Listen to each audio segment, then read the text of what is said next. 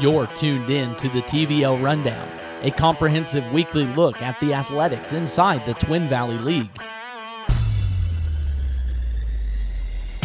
The TVL Rundown is a service of B&D Buildings in Axtell and the Citizens National Bank in Greenleaf. B&D Buildings of Axtell specializes in post-frame buildings. Give them a call for stud-frame buildings with complete concrete and electrical work included. It's one call to get the job done.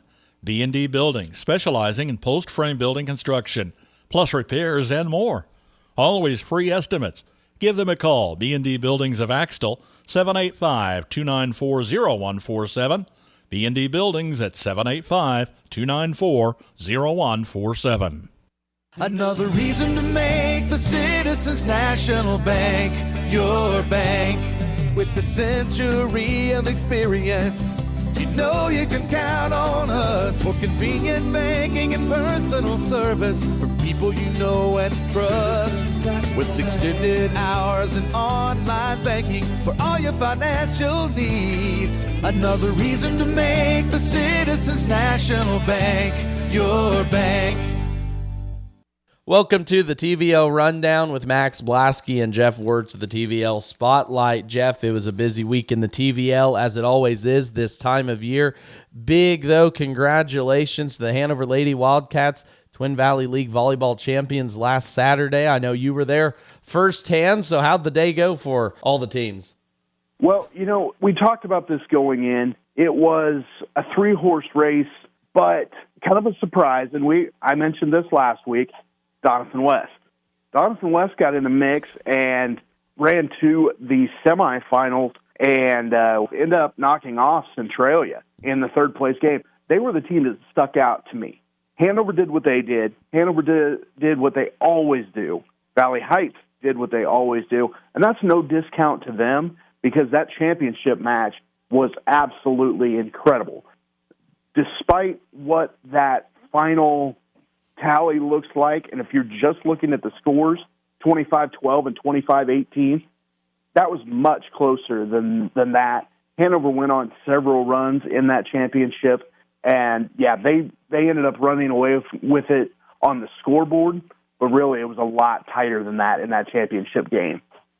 The intensity in the game, I'm sure, and of course, I'm a person, I wasn't there, so I am just looking at the score sheets, but the dominance of Hanover, though, in this run, if my math's correct, they didn't allow over 17 points in any match on that Saturday, and of course, the one loss on the season going into the sub-state brackets and the regional brackets for the postseason. Just how dangerous is this Lady Wildcats team?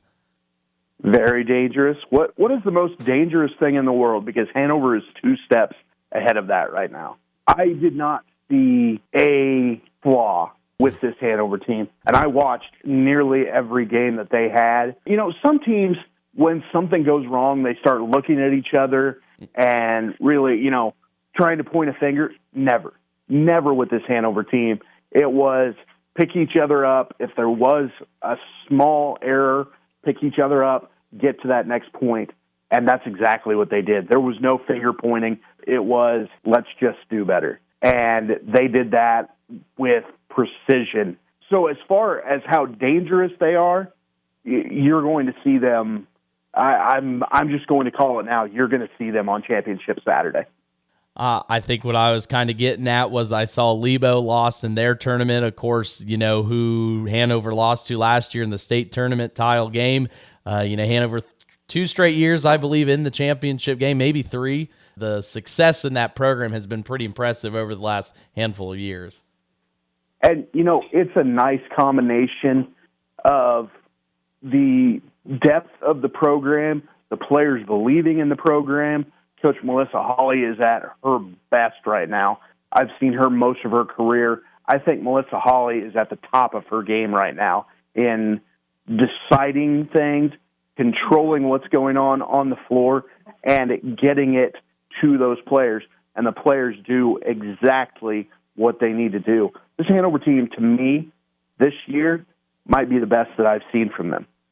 The players make plays, but coaches have to put them in situations to get those wins. And we're going to go back to a few teams that you mentioned there, the Donovan West Mustangs and the Valley Heights Mustangs. They played in regional action already for a chance to get into sub-state volleyball, and they both were victorious in their matchups too as well. So already two TVL teams clinching at least a next round opportunity at some state volleyball. Yes, both of the Lady Mustang teams really dominated their regionals. Congratulations to both of them. I think they are anticipating going forward as well. This Valley Heights team, like I said, gave everything that they could in that championship game in the league tournament and continue to do it.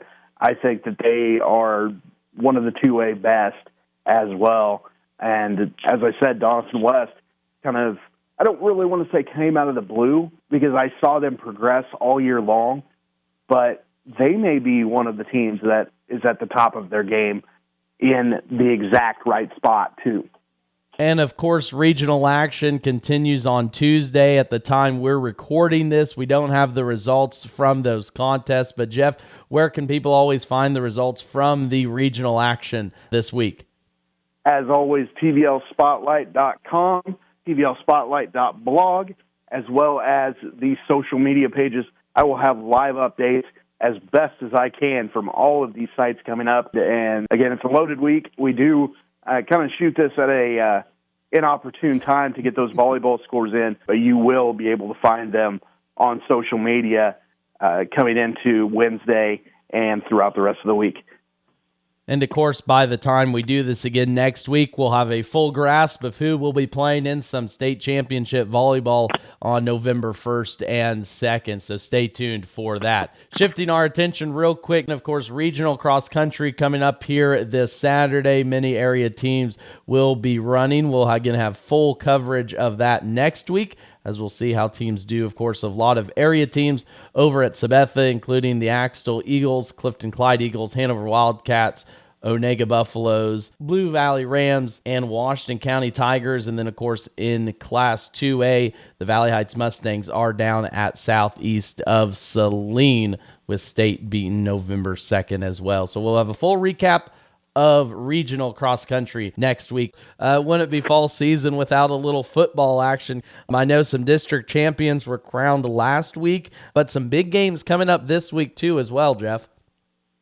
Yes, definitely. We have some districts still on the line. Of course, Axtell takes care of business against Hanover. Now they have Frankfort. Congratulations to the Valley Heights Mustangs. You know, one name we don't talk about enough, Jaden Dewald. Absolutely dominant right now for the Valley Heights Mustangs. He goes off once again this week, 213 yards rushing against Republic County and 4 touchdowns. Get this, he is now 1 yard short of 1,000 yards. And yes, 999 yards rushing on the year for Jaden Dewald. And longevity, too, for the Mustangs, is looking for his third straight 1,000-yard season, which I think we both expect to get it Friday night versus a tough Marion team. And like you said, congratulations to the Mustangs winning districts for the first time since 2009 and clinching a home playoff round at least once or twice through this playoffs. You mentioned that game against Hanover and Axtell last week, Jeff. A quick recap. We were both at that one. I guess just from the outset on it, I thought Hanover played good, but darn it, that Axtell team is really, really good at a sport called football. You know, you and I can both, I believe, agree on this. It wasn't what Hanover did wrong, because you look at the interceptions by Reich and Stahlbaumer in that game. Both of them were tipped passes, so it wasn't anything that Hanover was doing wrong. As you said, Axtell is just at the top of their game right now. And again, I think this Axtell team, you're going to have to put all-stars on the field if you want to beat them right now, because it is so many weapons. They saw that again this week, so many weapons for Axtell. And, we thought this was going to be a tough game. And you look at the scoreboard and you say, oh, that was an absolute blowout. This was way over. Again, not indicative of the game at all. Like you said, yeah, I think it was 14-6 at the end of the first quarter, and then Axtell just turned it on. And we're going to get another opportunity to see them this Friday. I think should be a barn burner of a game between Frankfort, like you mentioned before, the winner of this game wins districts this year. The importance, and I think, again, the excitement behind a late season TVL matchup like this cannot be overstated. No, not at all. And that's exactly what you're going to see. Both teams are amped up. I've already talked to Coach Detweiler. I'm getting ready to talk to Coach Anderson here later this week. And, the anticipation, not just on the team, but through the cities, are both at a fever pace right now, because I think both of them really can agree and I think have a case to say we can win this game. I firmly believe that one too as well. I thought going into the season, Frankfort was probably the second best team in this district, and now they have a chance to prove it. Another big game too as well, don't want to mention out, but the Centralia Panthers with an opportunity to win their district as they are on the road at Riverside. Again, another dominating year by the Panthers over East.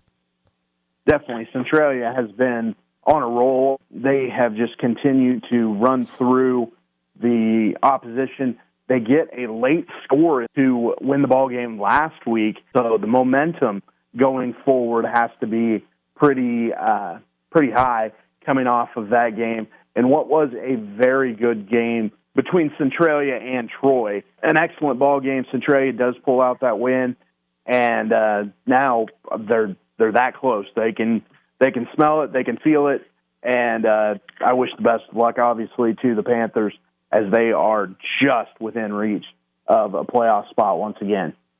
I think it would be so interesting. We were talking last Friday over at Axtell how a sub-state matchup between either the Eagles, Hanover, or Frankfort will probably happen this year. Just imagine if in 1A there's a Centralia Valley Heights matchup in sub-state as well. Not predicting anything, but I think it'd be a real fun fall for the TVL. Definitely. I can't wait. Week 8 is going to be fantastic. The first week of the playoffs are going to be tremendous. My November is going to be pretty fun. I've already told my family we'll see you in maybe a couple of days of December, and I've already said bon voyage to them, because we know we're going to be busy for the next few weeks. And not to put the cart too far in front of the horse, but I was talking to a coach this week, Jeff, and guess what starts in about 4 or 5 weeks? Basketball season. Oh, boy. There's no rest for the wicked. No rest for the wicked. Well, Jeff, I think we're coming down to the end of our time here. As always, where can folks stay updated with all your information throughout the season? As always, go over to tvlspotlight.com. I will have up to 5 podcasts this week, looking at either 4 or 5 podcasts this week. And as always, head to social media, both Facebook and Twitter. I have live updates of scores on game nights every week, all week long. And as always, you can find a full-length version of this conversation at kndyradio.com and at the tvlspotlight.blog. For Jeff Wurtz, this has been Max Blaske. You've been tuned in to the TVL Rundown. You've been tuned in to the TVL Rundown, a weekly comprehensive look at the athletics inside the Twin Valley League. The TVL Rundown is a service of B&D Buildings in Axtell and the Citizens National Bank in Greenleaf.